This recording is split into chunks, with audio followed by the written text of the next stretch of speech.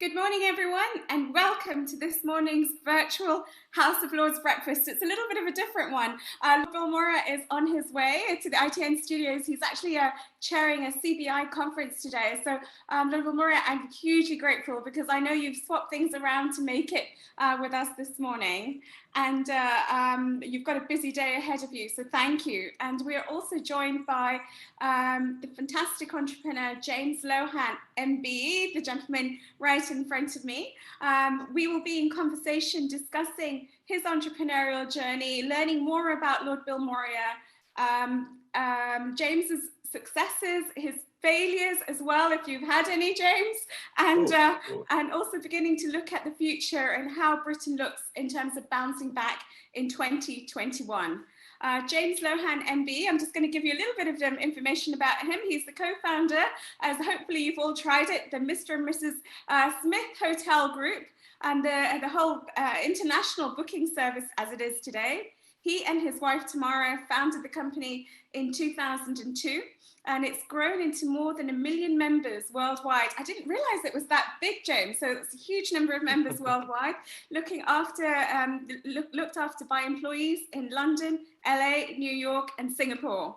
Mr. and Mrs. Smith consists of a number of speciality curated hotels meant to cater for every preference. I know because I've tried it, offering different tiers of membership to ensure that each member is able to get exactly the service that they see fit. James began his first entrepreneurial career through the creation of a company called Atomic, which organised parties and corporate events in London. I'm hoping that some of our audience today, I think we have 200 people registered, James, have tried Atomic before. This then led to James, who discovered the interest in luxury sector of the market, where he co-founded the members club, the White House, before finally co-founding Mr. and Mrs. Smith. So we're going back a number of years to your journey. He's made appearances on a lot of different platforms, the 100 Design, Master Innholders General Managers Conference, the Independent Hotel Show, China Exchange with Sir David Tang, Soho Hotel, the One and Only Hotel. You can see I'm speaking quickly because I've got a long list. So I'm going to skip through that long list and end up with the Upper House, Hong Kong, and skip London. In terms of the format of this morning, it's slightly different. We're going to do an interview. Lord Bilimoria is going to do an interview with James until about 25 past 9, and then we will open up to a Q&A, an interactive Q&A with the participants on the webinar. So if you'd like to ask a question, it's the usual format. Please raise your hand in the Q&A. And then Stephen, our CTO, who's behind the scenes, will put on your camera and we can make it pretty much interactive. So you know all about E2E. We are a match.com of entrepreneurship, offline, now becoming online. We do this in a variety of ways. We do much, much more than just raising events. We give access people to capital, we give access to human capital, financial capital, and technological capital. We're a business that if you need investment, if you need to get connected, especially with the network we've built over the last 10 years, we are able to hopefully connect you to the right people. So alongside with Lord Bilimoria, I've had the pleasure of working with him quite closely during the COVID period. A very close friend of his, Maurice Ostrobi, he founded the Business Action Council. The Business Action Council consists of about 30 networks from across the UK, and Lord Bilimoria and I, we've put together papers which led to the bounce back loan. We worked on the policy papers that led to flexi furlough, and more recently, the short time working directive. So I want to kind of thank Lord Bilimoria for all of his hard work during this COVID period, because hopefully you've seen him on TV, you've heard him on the radio. He is everywhere. He is talking about the COVID policies and what the government needs to do to keep us as founders supported.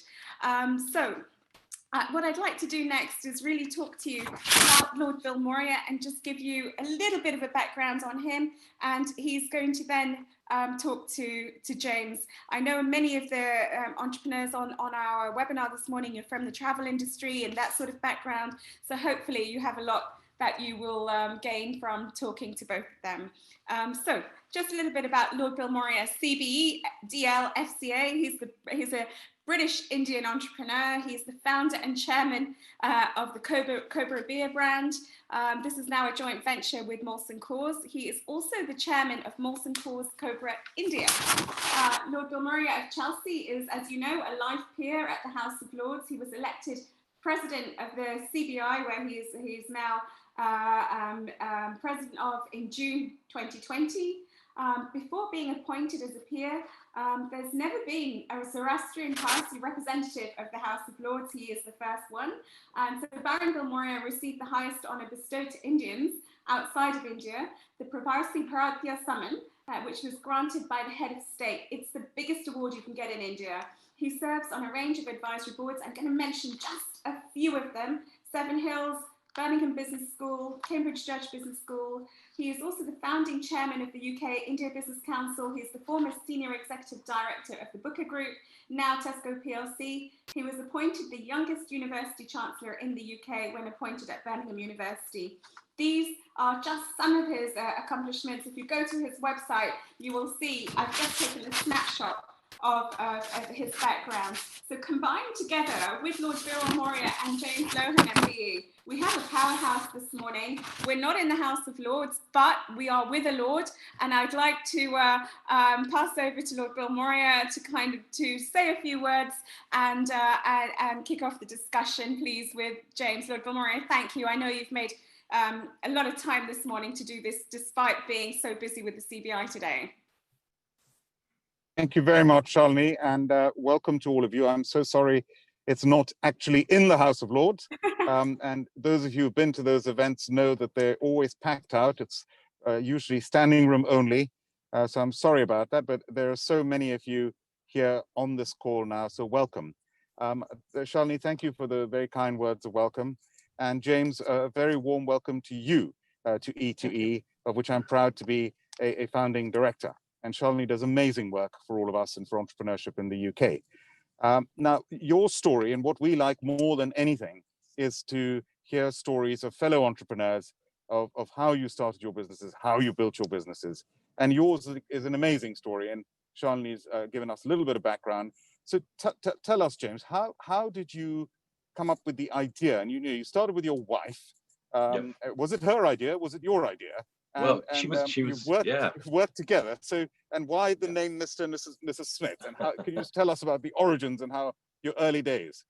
Of course I can. Yes. Thank you very much, everyone. Yes. So to answer your question, she was my girlfriend then. We're now married with kids. So it's all ended happily ever after so far, thankfully. But it was really born out of a frustration of trying to take my now wife away on weekends away when I was a young man and dating, when we were courting. And I kept getting it very wrong, courtesy of some nameless guidebooks that I won't name in front of everyone. But they were quite old-fashioned when I was a lot younger in those days, a 30-something man. And the hotel scene was quite fusty and old-fashioned as well. And it was very chintzy and very formal, a little French maybe in some of its sort of food. And Michelin had sort of overrun the world, and everything lacked a little bit of fun, I think. And it certainly started to lack a bit of style, and our homes were starting to change. You know, we had Habitat, we had IKEA doing sort of more affordable style. We had Conran, we had Heels, we had all these amazing stores starting to crop up, and our houses were starting to look better than the hotels we were spending all our precious money on at the weekends. So on another one of the weekends that I'd messed up, somewhere in the Lake District, which I won't name as well, which I picked out of the brochure, which all sounded rather lovely. But the problem with these brochures back in those days, they used to have one photo, and it tended to be of sort of the maitre d' on a gravel driveway pointing back at his beautiful stately home. And that's all you really got. You didn't really get to see the inside of the hotel much. And the reviews are always done by, I'm guessing, sort of slightly older gentlemen who were hotel inspectors staying on their own on a Monday night, not really experiencing the same thing that myself and my girlfriend were looking for, that's for sure. Certainly couldn't review the hotel in the same way that we were. And all the things that they talked about in these guides were where to play golf. And I didn't want to play golf with my girlfriend. And I certainly didn't want to visit any sort of rock formations on tops of hills 2 miles away. And so it was really boring in terms of the ideas of what to do when you were there. So we got to this one hotel. I got it horribly wrong again. There were quite a few stories that led to it, but there was one that sort of tipped the balance. And we turned up, and this place was really more like a sort of retirement home, I'd say, than a sort of boutique sort of a luxury hotel. And it wasn't being cheap. It was a couple £100 a night, which in those days was a lot of money. And although it had wonderful views over the lakes, all the furniture was so tired and so old-fashioned. And yeah, it was just dreadful. And this is the days when, I don't know if you remember, but it was the days before duvets and flat screen TVs, and they used to attach everything to the wall. There was a Corby trouser press, the hairdryer, everything was bolted to something. And then rather than having some lovely little amenities when you arrive, it was sort of nasty ginger biscuits and plastic wrappers and kettles and tea maids. And it just was, the whole thing was pretty awful. So I remember apologizing a lot and saying to my now wife, listen, I will take you out to the best restaurant in the Lake District. I'm so sorry, we're not going to dine here. I don't like it, and we'll leave early. So of course I rang round, everything was booked, of course. And so we ended up just going for a walk in Lake Windermere, and we had to eat in a pizza hut of some sort, because that was the only restaurant I could get into, because everything was obviously booked in advance. We sat there fairly miserable, and this shows how old it was or how long ago. And Tam had her Palm Pilot, and we started to make notes. Like, I think every couple has talked about having a little black book of sort of, you know, insider places and secrets, whether that's restaurants, hotels or bars, whatever. And we were the couple who kind of said, let's just do this and do it ourselves and fix this problem. So we will write our own guidebook. We had no publishing background, no experience in that. As Shalini said, I came from a world of nightclubs, bars and restaurants and that sort of thing.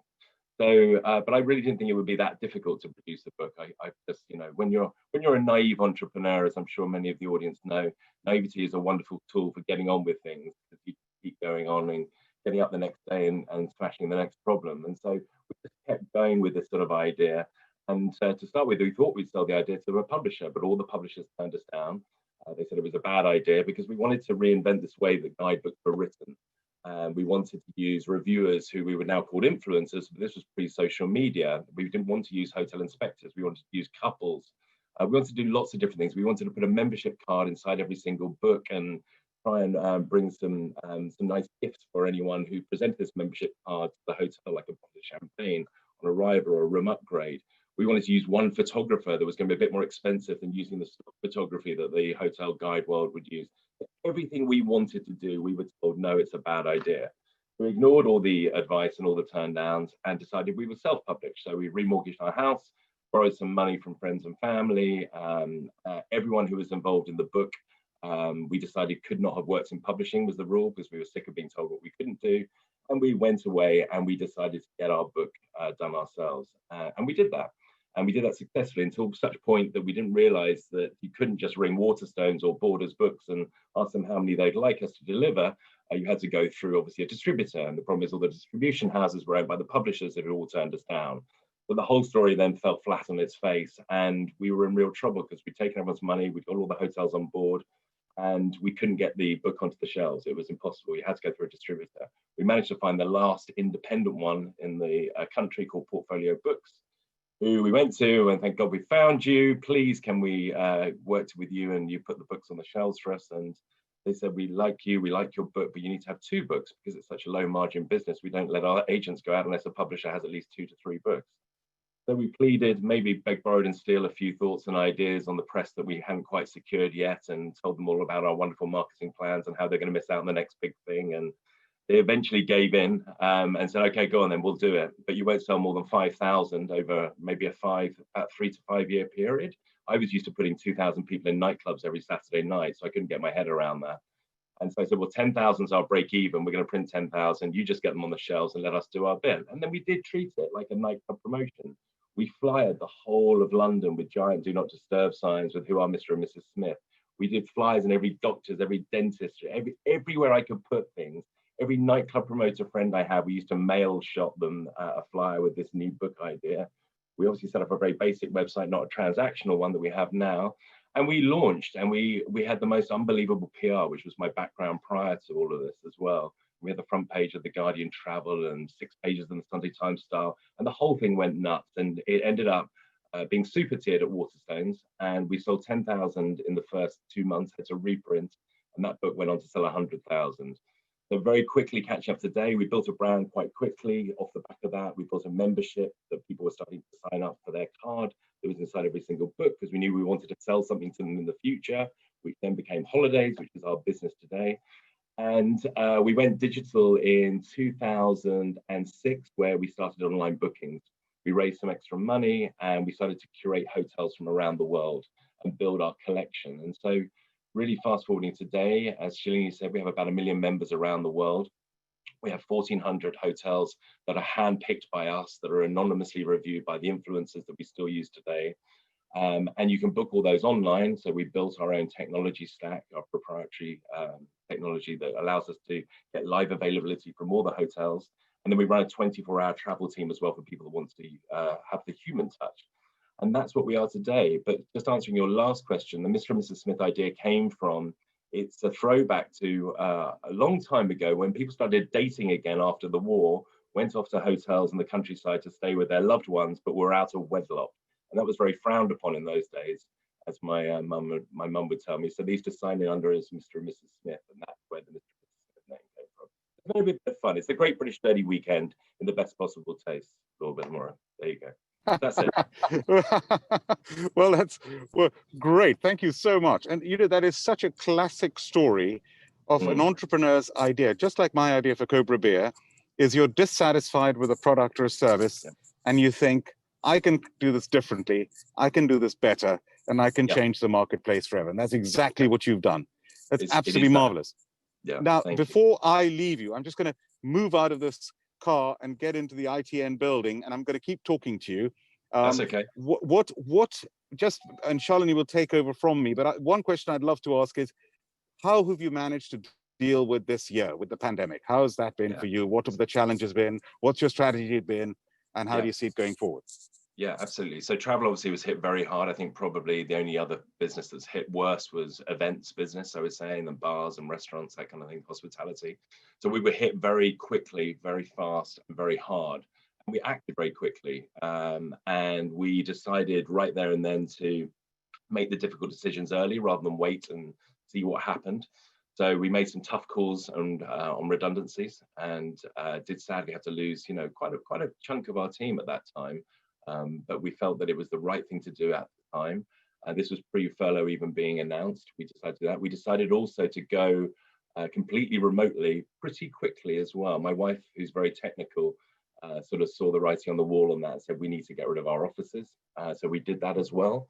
And we've decided, it's been so successful for us working remotely and for our team, although that has its challenges, and we can talk more about that later, that we've decided not to go back to our offices. And so our offices in London, New York, LA, and Singapore, we still have people there, but they are all working remotely. And we have decided to lose that cost, if I'm honest with you, and give people the flexibility to work from home. And now we're planning on how we keep the camaraderie going, which is another story. So made some tough redundancies, shut all our offices, put everyone to furlough that we could while we kept going. Because if you imagine, what was really difficult for us is that we had to cancel or amend probably 30,000 bookings. So we had to service our customers, and we had to look after them because our customers are so precious to us. And that's why we see ourselves as a travel club. You are members of Mr. and Mrs. Smith. You're not just a customer booking with a travel agent. We're here to look after you. And so we really wanted to go, above and beyond and back again to look after all these amazing customers, to try and make them happy and to try and solve their problems, which sometimes were down to us, sometimes they weren't. They were down to the hotels or down to the airlines or whatever it might have been. So it was incredibly complicated, very stressful, of course, very bruising, very difficult for the team as well. And trying to suddenly switch from being in an office to remote managing and leading is also something that I'm sure all of you have had that challenge. So it's been a few months, but we've had some rays of light as well that have come through it. We felt we wanted to do something good, as so many people did. It was a natural sort of human reaction, which was one of the lovely things that came out of COVID, that sort of community and camaraderie and helping others. And we did a big promotion and asked all our UK hotels if they would give away some free nights, or not free nights for just £50, and we would buy off them for £50 for the NHS, and we would then crowdfund the money and buy them from them. So the £50 was meant to cover their basic sort of bed and breakfast costs, if you like. And we set up a crowdfund and managed to give away a lot of nights to NHS and key workers And that was another project that we ran sort of during COVID, if you like, to give us a bit of purpose during all the madness. And that was a really nice thing at the same time. And then it's also given us time to reflect, as I'm sure all of you guys have had as well, and what can we do differently? And I think the thing, apart from cutting costs quickly, because we knew that we were going to hemorrhage money, was how can we simplify and focus and double down on really what we're good at as a business. So it was a reflective time. And it was a time where we decided to lose a lot of the periphery of what we were doing as a business and really get back to the heartland of what we do, which is curating the world's best boutique and luxury hotels and inspiring and selling those to our customers. And so we took away some of our sort of other verticals we were trying to build, if you like, and got back to the core. And that's really serviced us well. And it's meant that we can do more with less, if you like. And so that's been another thing. So simplifying, focusing, taking hard decisions. And then we were very, very fortunate. Thank God we were global as a business. And that served us very well over the years in many ways, although it's also a headache becoming global. What it did mean is that we had a very strong domestic business here in the UK, which so many travel companies didn't, who only, let's say, book the Caribbean or the Maldives and what have you. We have 150 amazing hotels in the UK. So we had a fantastic summer when we were all allowed let loose again to go on holiday. So that kind of props up the business as well during the times. And we managed to get a few people away to Europe as well as the quarantine was lifted in various places. So we were super agile. You know, we had to move quickly. Every day we'd be having sort of trading meetings and what's going on and what's happening with this country and what's being in and out of quarantine and just move quickly. You know, it was a time for us to be as agile as we possibly could. So yeah, so it's been been emotional, as I'm sure you've all had, but I do feel very positive now coming out the other side. And now the news of the vaccine is so close, and you know, testing is becoming quick, so much more quick and speedy for us all, which will help with us flying, hopefully on trips to come in the new year. But I feel very positive that we're going to have a good year again next year. And so yeah, lots to look forward to, and glad we've nearly come out the other side. A little way to go, but we'll get there. Well, James, that's fantastic. Can you hear me? Can you all hear me? Yes. Because Yeah, my video seems to have stopped. I don't know. When I got out of the vehicle, but that's fantastic to show how adaptable you've been and how positive you are in spite of the huge challenges in your sector and my sector. And it's amazing. I mean, that's an example to us all. So I would love to stay on and hear more, but I've already learned so much from you. May I now leave you in Charlene's hands, and I'm sure there'll be loads of questions from everyone. Congratulations on your amazing success, and really good to be with you, and wish you all the very best. Thank you for taking the time. I know you're a busy man today. Thank you. All the best to all of you. Bye, Charlene. Thank you. Bye, I just James. want to say a huge thank you, because this is the 5th event we've done with you this year. This is our 4th House of Lords breakfast, and we had a fantastic evening last week. So it started with Daryl Eales, Rita Clifton, and then we had Maurice Ostro, Lord Lee, and now with James. So massive thank you. Wish you best of the success today. Thank you. Carrying the CBI conference. And on behalf of all of our members, massive thank you. Thank you to all of you. Thank you, Charlene. All the very best. Thank you, James. Thanks, Sean. Bye. Bye-bye. Bye. James, do you mind if I ask you a few more questions if I carry on? And I'm going to open it up in a few minutes. So I'd like to ask everybody, we've got, for example, Hugh Chappell's on the call. He's involved in Holiday Extras. I think he's an advisor to them. We have Dinesh Dhamija, who founded eBookers. I believe we've got Gopi Hinduja this morning, who has the Hinduja group. So we have a real mix of entrepreneurs on the call. I'm just going to say a few more names of people who you may want to be interacting with. We have Richard Leslie of the Sourcing Hub. He's everything about digital, and we partner with the Sourcing Hub. We have Karen Wood, Julie Thompson, James Morris, Ian Donahue. I'm just going through some of the names. Fulva Joost, Dorothy Walsh. Anyway, the list continues. Demetrius Hastis, Philip Maskell, they're both advisory board directors of E2E. So I'm asking everyone to please feel free to interact with James in a few minutes. So it'd be nice. And Craig Goodfellow as well.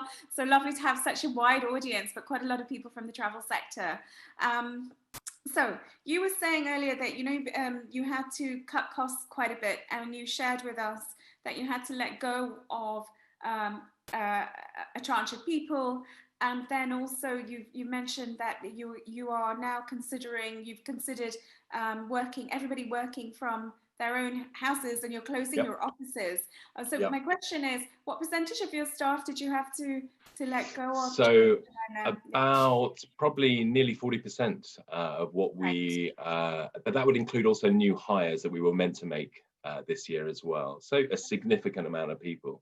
And so we had to obviously refocus our efforts on our core competency as a result of that.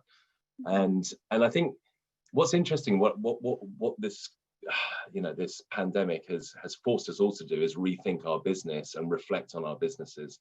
And I think we are a mature business now, let's just say, and we've evolved a lot and pivoted over the years and all these things. But you pick up a lot of baggage on the way in terms of ideas that you bolt on like a Meccano set to a business, and you don't often really notice. You just kind of keep going at it. And I think that when you realize that you can't run the whole Meccano train set anymore, you've got to take some of the carriages away, then it's actually, although it's galling and gut-wrenching in one way, it's also quite liberating in another way. And you don't have the same marketing budgets that you would have. You can't spread that marketing budget across too many disciplines. You've got to focus it on your core. And actually, it's been, like I said, really refreshing for the teams now to be so laser focused on what we need to do beyond survival, that I think we're gonna, as I said, come out with a much stronger, simplified business in the end. And I think it's kind of a shame that it took COVID for us to maybe reflect so harshly on ourselves. And I think that what it's forced us to do actually will make us, as I said, a better business long term. And I think also it will give our teams a better lifestyle long term. And when I'm reflecting on how much time I spent in my car, on a tube or on a plane, going to business meetings and obviously the office and everything else, that's a lot of your life you spend on that. I mean, business travel is over as we knew it, as far as I'm concerned. It's just not going to be the same. There's going to be no more jumping on planes and going for meetings for a day in New York or whatever. It's just, apart from it being a lot of cost in the business to do that, we're now thinking more about sustainability than we ever have as I hope, as a planet, as a people.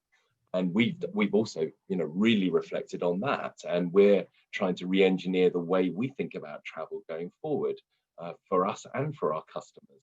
And sustainability has to become more at the heart of what we all do and what we think about. And that's not about greenwashing your business, but it's about thinking about what really matters to you. And another lovely thing that came out of COVID is that we've worked with a brilliant company called the Blue Marine Foundation for a number of years, who are trying to protect the world's oceans. And the obvious irony of the ocean is we all look at it, we all swim in it, we play in it, but you don't really see the damage that's happening below it. If you saw what was happening to it, if you could view it like you could up on land, where we all go crazy about Amazon forests and God knows what being cleared, we'd all be up in arms. And it's quite hard to get that same sort of enthusiasm behind the sea. So Blue Marine is someone we've been supporting a long time, and it's all about protecting the world's oceans, which protects the species and the habitats, which in turn protects us as people, because blue carbon, the amount of carbon it takes out is actually more in the sea than it is on land. So it's an incredibly important thing. So we decided to really work with them more closely going forward, but also add the land piece. So we're now working with the World Land Trust as well. And they're about protecting on the land. So we have this land and sea strategy now, because we think protecting is more important than just offsetting your carbon. Because obviously if you protect, it offsets forever. And so that's another thing we're doing, and we're looking to now really weave that into everything we do. So all our hotels now are being asked about their sustainability credentials it'll become the biggest part of our hotel reviews on our site now going forward. And this is something we will start any minute now. We've got the questionnaire, and we're really going to shine a light on all the hotels who are doing incredible things for sustainability. Sustainability not just for the planet, but for their people that work for them, for their local communities that they support, and the local communities that in some cases rely on these hotels. They are the hub of the community, and there are so many wonderful stories and learnings for us all to be had. So our job is also partly the storytelling and telling people about these stories, as well as supporting them financially. So yeah, so that's been another big initiative that's come out of COVID, and I'm really excited about it, and I'm learning a lot about it as well, and that's another lovely thing. That's amazing. Thank you, James. I really appreciate that. So, I mean, in terms of actual strategy, I mean, what are the key things that have changed other than we're talking about looking at sustainability, the way that people choose where they go, with a lot of hotels closed? What I'm trying to understand, and I'm sure that a lot of the audience will be asking the same questions. What is the business? How have you pivoted the business model? So that's a good question. So luckily that the pivot is something we did a long time ago, which is where we became digital. So many travel agents are offline only. You know, you have to book them via the telephone or via email, and they don't have instant availability. Of course, the big guys like the booking.com, etc., are all online, but they lack maybe the offline skills, so the telephone skills and the skills that our audience really want if they want that sort of concierge service. So we've always taken this sort of omni-channel, sort of online, offline approach, which has been very painful to learn both disciplines and to execute both disciplines. But what it did mean, and also we always wanted to be global as a global collection of hotels rather than specialists in certain areas. But what it did mean is during this pandemic, we were protected on many ways, and we could still run our website without as many people as maybe people would need to be if it was just a phone business. So investing more and more, the one team we didn't take anyone away from and continually through the COVID is our digital team, our tech team. And we have been constantly iterating and improving. We launched a new app a couple of weeks ago. You know, we've been really stepping on the gas and also really looking at what can we develop technically that means that we won't have to employ more people necessarily, because often people are put in place when you just need a solution. But actually, if you can find technical solutions to it, then that's a better, more scalable solution. And so the tech side of the business has been really important.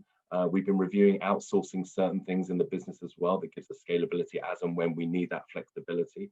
So it's been about, the digital side of the business has become so vital to the success now and for the future of the business, I think. Thank you, James. There's a huge amount to learn for all of us around there. You've been hugely innovative, haven't you? I'm gonna quickly go on to the poll because I can see lots of hands coming up. So after the poll, we have Robert Kilgauer, Hugh Chappell, and Dimitri to begin with. So we could make them live. But would you mind, James, if we just do the poll quickly? It'll take 2 minutes, and then we'll go into an interactive discussion with our members. So we'll put up the poll. So I'm interested in E2E because the events are informative and educational. I make high value connections. I make use of the membership benefits or none of the above. Where you put none of the above, send me an email. Tell me what we need.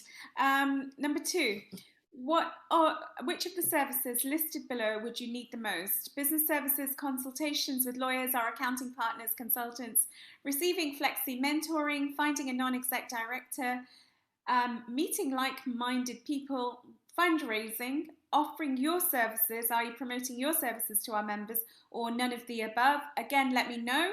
And number 3, which of the following services would benefit you? Real-time private market data, sales intelligence software, digital marketing support, web hosting, customer relationship management software, startup and SME data intelligence, reducing your software overheads, cybersecurity, wealth management, or none of the above? What are the key challenges in your digital marketing? And now James has been talking quite a lot about digital. What challenges do you have? I don't have a skilled team. I don't have enough budget. I don't have a structured approach. I don't know how to leverage IT effectively, or all of the above. Number 5, are you interested in practical and structured digital marketing training? Yes or no, or maybe? Would you benefit from discounted access to virtual office packages? We have a partnership, as many of you know, with IWG.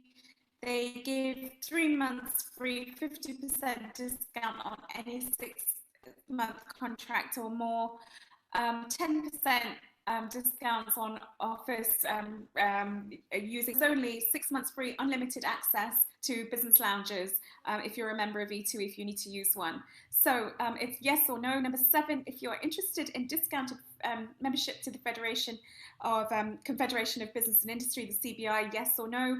As you know, Karan Bilimoria is the president.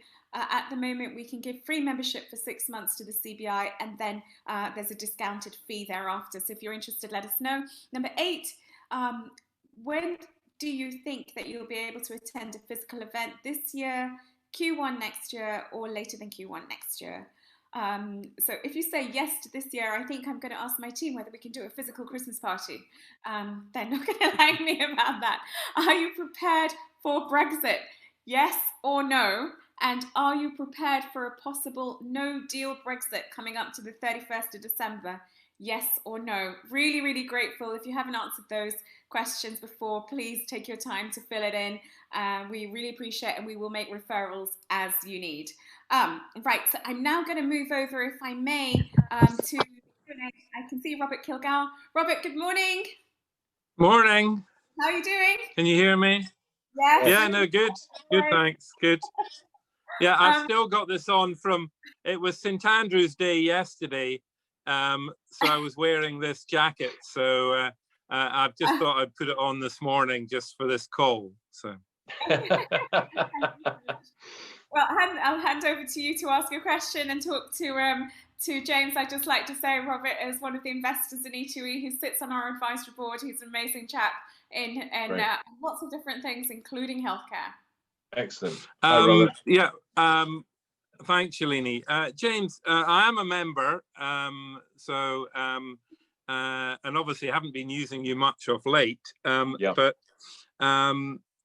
you touched on something which I'm having a problem with in some of my businesses, which is the team spirit issue. We're all working more remotely, and some of the businesses I'm involved in have made similar decisions to you that they're not going to go back to having an office. But there is this issue. How do you maintain peer support, team spirit issue going forward? And also, slightly differently, is through this, we are seeing light at the end of the tunnel, I agree, but how have you managed to get extra funding support? Has it been government? Has it been banks? With the huge change that you've had to make by getting rid of 40% of your staff and the loss of income? Okay, good questions. So first of all, the money is, get that out of the way. We were very fortunate. We raised 6 million about 2 years ago through crowdfunding.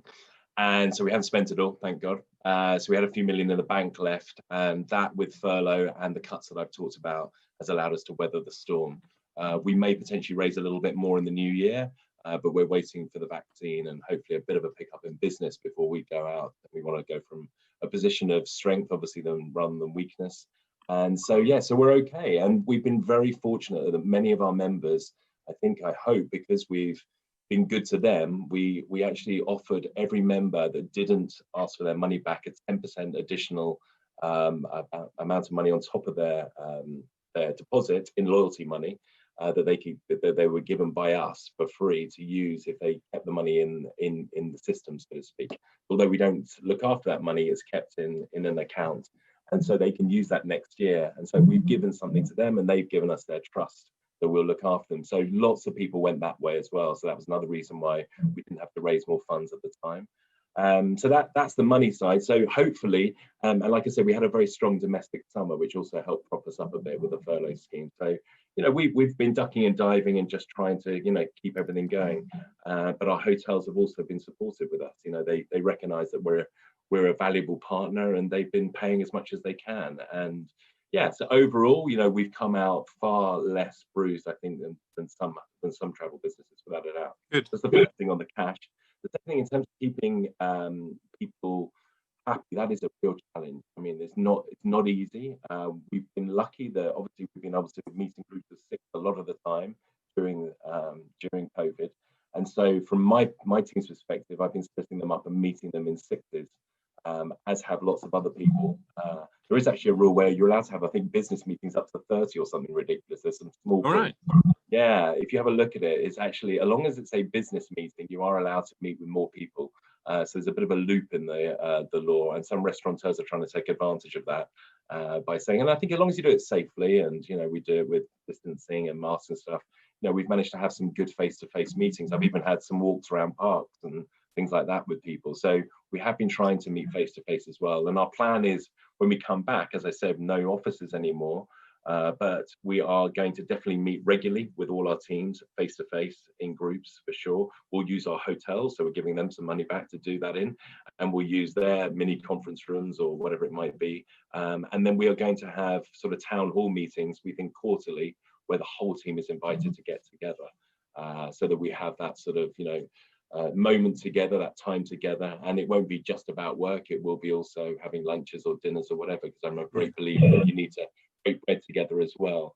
And so we have a weekly meeting, an all hands meeting, where everyone is invited with different speakers we have every week, whether it's external as well as internal, always explaining people what's going on, where we're at. You can ask any questions at any time of us. We're very open to the culture of the business, so we try to let people do that. We've also had some business mentors available for people to help them psychologically through their own business challenges, through their own personal challenges, whatever that might be. And that's been something we've offered as a service to our team. We have a wonderful couple who come in virtually now, obviously, and you can book a slot every month with them and have a chat with them. And some people are really finding that's helping as well. So we're trying to do everything we possibly can to support the team, and trying to meet as regularly as we can, still when we're allowed to, in groups, as it has been. Our plan is to continue to use the budget that we will save on offices to meet in more creative spaces, I would say. So, yeah, because it's very difficult to read body language over Zoom or Teams, just to get a better feeling of how people they might be a bit down, etc. It's much more difficult online. And walk in the park's a good idea. I think that's an excellent idea. Yeah, and also we allowed anonymity to ask questions during the all hands meeting, so we don't know where the questions are coming from. So you can literally say whatever you want, and that breeds a real openness, I think. And sometimes there are, depending on what announcement we've just all heard, there are some fearful comments, and people are worried about their jobs. They are worried about, particularly as we've done a lot of redundancies, but that reassurance piece, when we say to people, we have no more plans for redundancies, that's what we mean, and that's what we've stuck to. Of course, you can never, ever say never, no more redundancies, because you just don't know what's going to happen and what's around the corner. But I think it's about communication, really being honest with your team, keeping them up to speed as much as you can, allowing them that anonymity to be able to question you, and giving that time and space to give them one-on-ones, which we do no matter what level you are in the business. I think that's a really vital part of managing people remotely at the moment, I think. Agree. Thank you. Thank you. No, no problem. Robert, thank you very much. Great to see you. And James, for a really comprehensive response on that one. Thank you so much. We're going to move over, if we may, to Hugh Chappell, Robin Carlyle, Alpa, full verse if we have time. We've got 15 minutes. Hugh, good morning. Hey, Shalini, how are you? See you. Good morning, everybody. And James, first of all, thank you very much for sharing your thoughts. Often we hear stories of how much money people have made, but your situation is real time, and it's good to hear that you're facing up to those challenges. It's often said, isn't it, that the greatest test of leadership is during challenging times. Would you agree with that? And I'm interested to know how your leadership skills have developed during this period of time.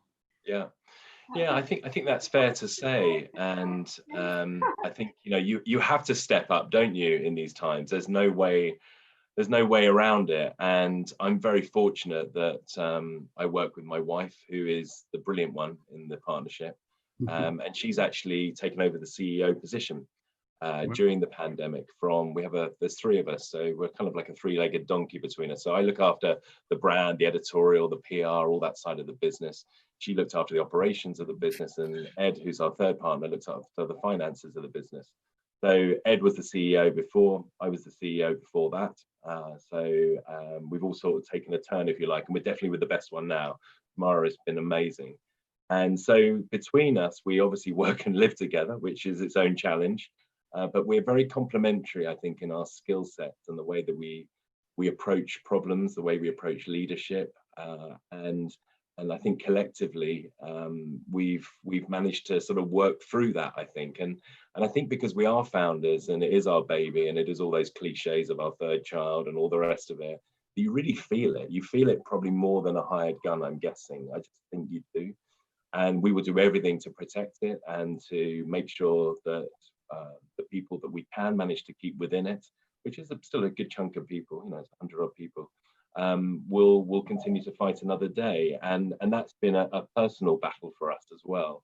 And so I think when you're so passionate about something and you really believe in something and you can see that you will get through something, then you've just got to get through it and work your way through it. And like I said, if naivety is a great weapon when you're starting it, resilience is something you need as an entrepreneur, and we're being tested, all of us now, more than ever.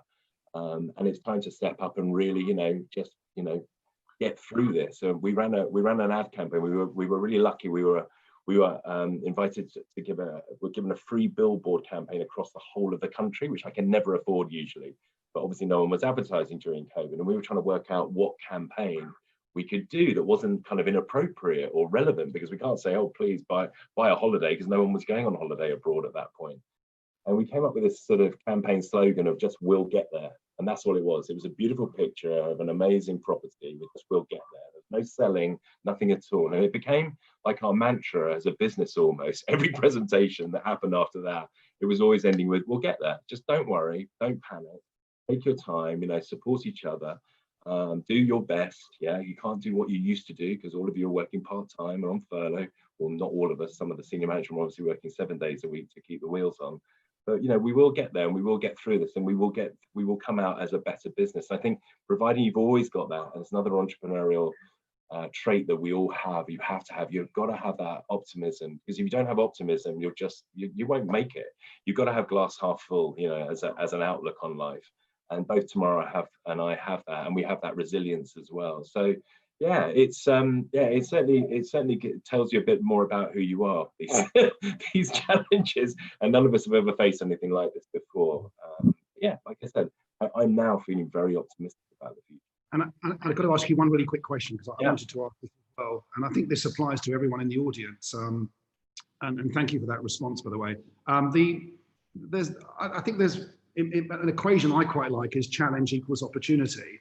Would it be fair to say that for entrepreneurs, that the next 12 months might create tremendous opportunity for those looking to start or indeed scale their businesses? Yeah, I couldn't agree with you more. I mean, there's going to be a lot more fallout of businesses, very sadly, I think, both on the high street and through travel. A lot of business will have shrunken to a point where they can't scale very easily. So they're going to have to rethink their business models. And like I said, we were very lucky that we had sort of ridden both horses of online and offline. I think if we were just telephone, and if we were just long haul, we wouldn't be here now, or it'd be back to Tam and I. It really would have been. And I think because, like I said, we've spread our bets in terms of our hotel collection, we'd spread our bets in terms of our members around the world. So when the Americans aren't booking, the Brits were booking, or the Australians were booking when the Brits weren't booking. We were very lucky that we sort of played all these different sort of things. And I think anyone out there that's in travel that hasn't, and I like to say that was all planned. That wasn't planned. It was planned as our ambition, but it turned out to be our best defense, I think, in this situation. So I think any travel company specifically who hasn't been digital in their way of thinking is now the time they need to rethink that.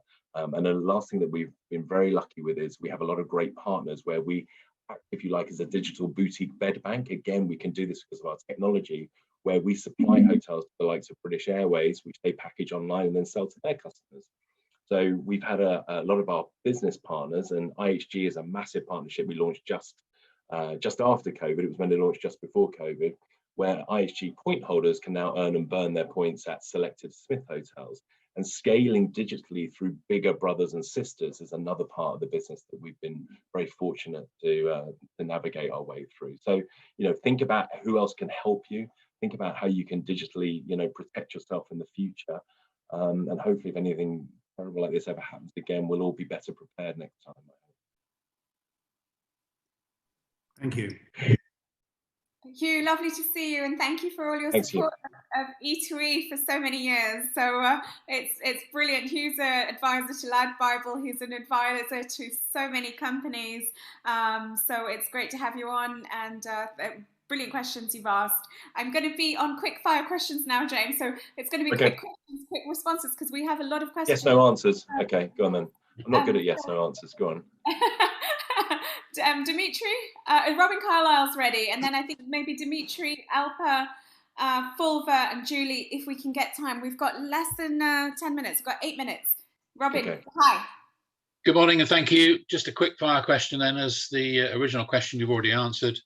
How do you, sorry, I should say quickly, as somebody who spent his life working with his wife in partnership, building up our business, how do you, as we have used your product, how do you find moments to turn off? Because you surely have to do that. Otherwise, this whole pressure cooker sometimes of working with members of the family can explode. It's a good question. It's lucky that we love what we do, so to speak. We're working with something that's that we're truly passionate about. So that really helps. And I think any business that you end up doing with your loved one, make sure that you have very separate roles, because I think that's where the first problem will happen if you both try to do the same things all the time. That you both have the same sort of work ethics, you both have the same ability to be open with each other. Like Tamara and I will have some pretty heated debates, but we know it's for the good of the business, so it's never taken personally.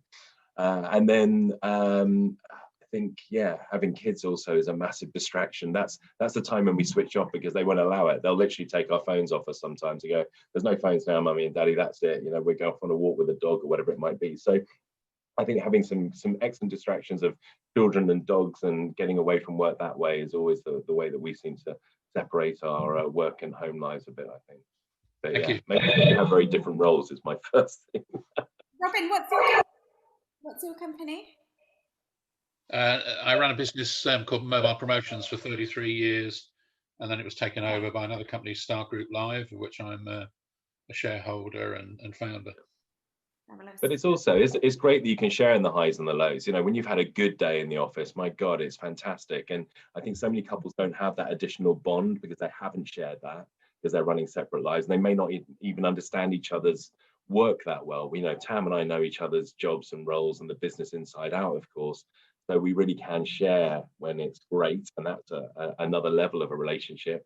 And we can also support each other when it's bloody hard. And so I think that also brings you together more. So I actually really enjoy working with my wife. Plus, as I said, she's very clever, so she makes me look good, which also helps. So that's good. That's so cute. James, lovely answer. Dimitri, I'm going to say hi to you and ask you to introduce yourself in a quick question, please. And then we've got time. Hi there. Yes, I'm Dimitri Filippo. I'm right now in Cape Town calling. Great event once again, Shalini. James, a quick one. On my wall, I've actually got the Botticelli Primavera. Okay. It's not in the Florence Museum. It's actually in my house. Can we open up an hotel together and put it in? I love that. Fantastic. Wow, it must be going well in Cape Town for you. Very much so. Two quick questions. Business tourism. Yes. What do you project in the future? And then the sustainability aspect of the tiles that are on your platform. How critical is that going to be going forward? Thank you. James, so business. Really brief. We've got 2 more questions. So very quick. Business, I think, is going to be redefined. As I said, I think whether it's business or pleasure, we're trying to encourage people to go for longer and fly less is our new move. And I think if you are going to, and you need to meet people face to face, no more snacking, go out there and spend some proper time with your team around the world. Don't just go for 1 or 2 nights and go on to the next place. So go for a meaningful trip if you have to travel, because I don't think quick trips are going to happen. I'm sorry, what was your second question? Was it about sustainability? Yes. So all hotels, very lucky that they run, a lot of the hotels we represent are amazing, passionate, crazy, independent owners who are doing wonderful things for sustainability already. As I said, my job now is to really shine a light on the ones that are doing something special, share those stories so that people can make a conscious decision on where they're going to spend their hard-earned pounds or dollars for their holidays, because I want them to support the people who are really doing something for the planet. And a lot of our hotels, and you'll hear more of this from me if you are a member, and if you're not, please do sign up. It's free. And then you're going to hear a lot more about this, and you will be inspired by it, I promise you. And we should all travel to these hotels that are doing good, because we should support them and spread the word. James, thank Great, you. thank you. Thank you, Dimitri. Lovely to see you. Alpa, morning. Morning. Good morning, James. An inspiring talk. Just wanted to know what your thoughts are. Do you think we're going to see a short-term blip for the festive season in the UK? And being a global brand, which country really stepped up in the MICE market in terms of resilience and will have a quick recovery next year? Yeah, it's so difficult to know. You know, crystal balling is such a difficult thing. I'm hoping that we are going to just sneak Christmas in, and then I think we'll go into more lockdowns in January. I'm sure that's going to happen at some point. But I think that they'll keep the doors open for Christmas is my hope and my wish and my belief. Yeah, I mean, what we found is the only way to really start getting people thinking about traveling next year, apart from the good news of the vaccine or the test and fly stuff, is to try and tempt them out. And we've actually had one of the best weeks we've ever had just now. And just a quick shameless plug, but it's also such a great thing on sustainability. Six Senses Hotels, who are one of our partners, have given us this exclusive offer of up to 50% off all their hotels for next year. And it has gone crazy this week. The support from the members has been amazing.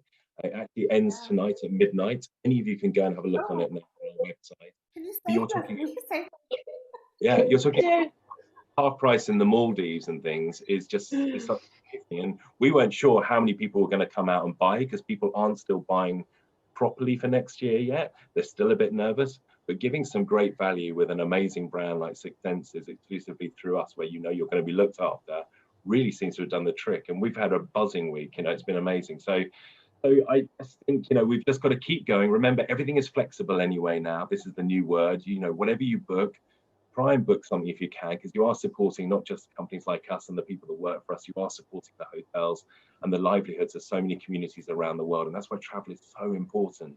But to just travel more, you know, sustainably. Like I said, go for longer, go for less, but we still all need to travel. It's too important to us and our cultures. Maybe you can help Shalini host a physical event by the end of this year or early next year. Oh, God, that would be amazing. In small groups, of course. Yeah, it would be amazing. And we're all missing that human interaction, of course we are. But listen, I mean, it's amazing we have this technology that we can even do this, you know, and we've just got to be patient. Everyone's got to be patient. You can't rush it at the moment. We've got to go with what's happening around us. And, you know, as I said, as I keep going back to my phrase, we'll get there. We will. It will happen. Thank you. Thank you. Alpha, thank you. And she's on the beach, so I'm going to take you up on that Six Senses offer, James, somehow. I think Fulva will as well. We have Fulva Juice next, and we're going to finish, if we may, with Dinesh the media and then the poll results. So we're going to run over time by a couple of minutes. It's 1 minute to 10 o'clock. That's fine. So, Fulva, go for it. James, hi, how are you? It's well. been great session this morning. Oh, thank you. Thank you. You were a disruptor. When you came into the marketplace, you disrupted what everyone knew to be hotel guides. It was fantastic. How are you going to maintain that momentum where you're partnering with big organizations that might try and dampen and dilute that value that you bring? It is an excellent question, and it's full squarely on my shoulders to keep sort of evolving the brand, because I think the brand is something that we've really protected over the years. And although we're not, we are protected, but we're not precious with it. So we need to be commercial. We need to work with bigger organizations, but to balance that off in my sort of brand sort of view of the world, you have to then do some disruptive, clever, interesting things. So just before COVID, we produced a report called Modern Romance, and it was looking at the future of romantic travel, because we are all about couples and romance in a kind of cool romantic way rather than a naff way. And we really looked at all the issues from sustainability to relationships to all sorts of things and how travel affects that. And we were asking some really sort of, you know, quite tricky questions, I would say. And we did all this with a company called Future Labs, who are an amazing organization who help you look into the future. And it was a really disruptive report. I can send it all to you if you'd like to have a little look at it and download it. But doing things like that whether it's looking into the future, what will the next decade of travel be, whatever it might be, we continually at Smith try to rethink about what we're going to do. We do awards every year. So rather than doing lifetime achievement, we do the world's sexiest bedroom. We do the best date night bar in a hotel. We try to do things that are more creative, that are different takes on traditional themes. And just like we took a different take on a traditional guidebook, everything that we do is done with a sense of fun, a sense of playfulness, a sense of irreverence, but deeply professional curation underpins all of that, and a deeply professional service. And I think because we keep pushing these things and we keep bringing value, whether it's Six Senses or whether it's a report or whether it's a new awards or whether it's a big partnership, we keep trying to move, you know, that's really important for me. We keep trying to evolve the wheel. And if you do that, rather than rest on your laurels, then I think you can protect your brand and you can make your brand bigger, better, stronger. And providing, again, you're always adding value. You know, we're always trying to make something. It's a massive, but it's a one-way partnership in a way, because we're bringing these lovely little small boutique hotels to a huge American audience. You know, we're not selling intercontinental hotels because that's not what we do, but we are now bringing these hotels to a new audience, and that's an amazing thing as far as I'm concerned. You know, Yeah. So some people will look at, oh my God, you're working with all these big companies, but I look at it, we're kind of in part educating, but part allowing people to learn about places that they wouldn't even know about unless companies like us existed. And that's really liberating, I think. And so, yeah, so we're excited about all these things, and we love having new ideas and trying to do things differently. And I think as long as we continue to do that, then I hope the brand will continue to thrive. But you've always got to underpin it with really good value, really good service, really good curation. You never let that go, and then you'll be fine. You know, that's the rock. Yeah, well done. Thank you. Thank you. Thank you, Fulva. Lovely to see you, looking amazing. And I'm going to ask if Dinesh is there. If he's there, we'll have his question as the last question. And then James, we're going to go over to the results of the poll. Good morning, Dinesh. Oh, okay. Great to see you. Good morning, Charlie. James, amazing presentation. I've come across you a few times being in the travel business, but I never signed up. But as they say, sign me up. Okay. But the two, I've gone into sustainability big time now, and I would suggest, well, you are investing in technology and transition. You're investing in society, you know, in nature, and I would suggest a couple of other things: investing in infrastructure of your technology, which I'm sure you're looking at, but I know money's tight. Yes, and establishing a net zero board. Oh, okay. Okay, that really focuses everyone's mind, because you know, you've got to tell other people, listen, we're taking this decision because. No, I think that's a really, and like I said, this is a real journey for us of learning. At the moment, we've decided these are the people we're going to work with. It's about protection for us. We believe is a nice angle, and we genuinely believe in it. And then we are looking everything down to where our servers are hosted and what the carbon creation is. And we are looking at across the board, and it's from our own company through to what the hotels are also doing as well. So it's going to take some time, that's for sure. It's not easy. And then we want to get our members involved as well to see if they will start to contribute money towards protecting stuff to offset their trips. But again, it's offsetting in a protective way, not just giving money for the sake of it. It's like, you give this money, you're going to save an acre of land somewhere in the world. You know, that's what we're trying to do.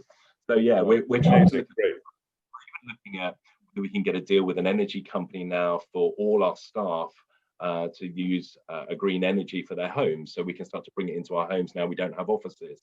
So we are trying to look across the board, but it's going to take some time, that's for sure. But our pledge, if you like, is we have this new sustainability hub that will be launched very soon, and that will be continually updated with all the efforts we're making. And we want people to tell us ideas, like you just said, and we take that on board, and we have a mini sustainability board within the business, and we keep going. It's going to be endless. It's never going to end. I'm going to download your app today. Oh, okay, fantastic. Thank you. Thank you very much. Well, Dinesh, thank you. And Dinesh is obviously a pioneer in the travel industry. He founded eBookers. He's on the advisory board of Innovate UK. He's got a massive green project happening in Romania. So I think there's lots of things for you guys to discuss, maybe offline. But yeah, so I'll make that introduction. So Dinesh, wonderful to see you. Thank you for making the time. James, we've had a question that, is there a special E2E membership benefit So I'm going to say to the audience that I'll leave that up to James, and I'll come back. I'll come back to you. I'm happy to do that now. If anybody wants to sign up to membership, then I'm willing to give any E2E member a Silversmith membership, which is usually £100. And if you email Shalini, she'll introduce you to me, and I'll put you in touch with my membership team. And that gets you some money back and a few nice extras. And yeah, I'd love you all to try it out. And please tell us how it goes. You know, it's something that we want feedback as well. We know that we're not perfect, but we always strive to be. Well, I'm a member of an amazing service. So thank you very much for that offer. So everyone listening, it's the Silversmith membership. So if you'd like it, please drop any of my team an email. We'll make the connection to James. I'm going to share the results of the poll, and then I'm going to do my vote of thanks to you, James. So Steve, can you share the results of the poll quickly for us? So number one, it is the events that people are very keen on with us. Number two, which of the services would you need the most? Meeting like-minded people, that's really helpful to understand. I have moved on too quickly. Meeting like-minded people. Number three, which of the following services would benefit you? I think the winner there is access to data, and then digital marketing support, also wealth management services, also none of the above. So please write to me to say what it is that would be helpful. In terms of digital marketing, people are looking for a more skilled team. Are you interested in practical and structured digital marketing training? It's sort of equal between yes and no and maybe. And then number six, would you benefit from discounted access to virtual office packages and physical office packages? 34% say yes, 66% say no. Are you interested in the CBI membership? We have 48% saying yes, 52% saying no. Number eight, when do you think you will attend a physical event? This year, next year, or Q1 next year or thereafter? Well, that's positive. Q1 next year, people are interested in coming. I think the vaccine is bringing back confidence. That's great.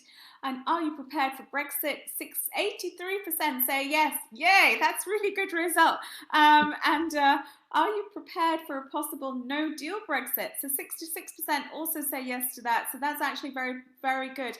Our members tend to be scale-up companies. We've got 23,000 members now. So it's really good to understand that you are getting prepared and are prepared for the forthcoming Brexit. Now, I just want to say about James. We've known each other for about 10 years now. He has spoken for us regularly. And James, what I've noticed in you, if you don't mind me sharing, is you're yet calmer and more innovative and more disruptive than I've known you in those times. I've seen this very calm demeanor, irrespective. I was expecting a hectic James Lohan with everything that's happened over the last 8-9 months, and it's actually the opposite. And well, I'm getting older, Shalini, that's why, you know, this is what happens. I was 50 this year as well, so I had all these great plans for God knows what that kind of diminished. And yeah, I think it makes you all grow up a bit quicker, doesn't it, COVID? That's for sure. So yeah, I'm obviously going on 30 in your look. It's good camera work, I promise, nothing else. Maybe it's the fact that you've made Tamara the CEO and you're no longer running it. I have no idea what the trick is, but I'm desperate to understand. You've given us a huge amount of advice. You've pivoted your business. You've shared a lot of very detailed insights into the digital side of things, the cost-cutting side of things, how to stay focused, how to look at customer care, and that's Mr. and Mrs. Smith down to a T. In addition to that, we have the Silversmith offer, which is brilliant. So I'm really happy to have that, and it's been a huge privilege, James, to have you. Thank you, Shalini. It's really lovely, and thank you, and well done you for organising these amazing events and helping us all get through this, because I think the more we talk and the more we share, the stronger we're all going to be. And yeah, so go and book a holiday, everyone. Come and see me and get excited about next year. That's what we need to do. Okay. Absolutely, thank you. And then our last event of the year, I'm sorry to say it's going to be the last one, is on Thursday. It's with Tom Teichmann. He was one of the first investors in lastminute.com. He is one of I think the most successful startup investor in the UK. He's got Spark Ventures, so that's at 6 p.m. on Thursday.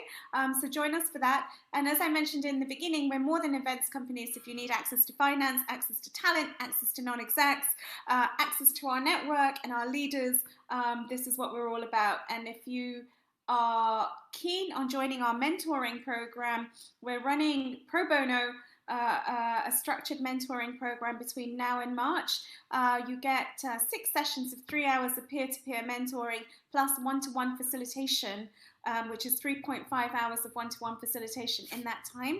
The request is that you have to have 5 employees or more, and you need to be the owner of the business. But we're doing that with the Mayor of London's office, so it's a partnership with City Hall. So if you're interested, you need to let me know today, because we are fully booked, but we're taking a few additional people because we can run one more program. So that's it from me. See you again soon. And James, thank you again. Thanks, everyone. Have a good day. Cheers. Thanks. Thank you for my team. Yeah. No problem. Bye. Thank you. Bye.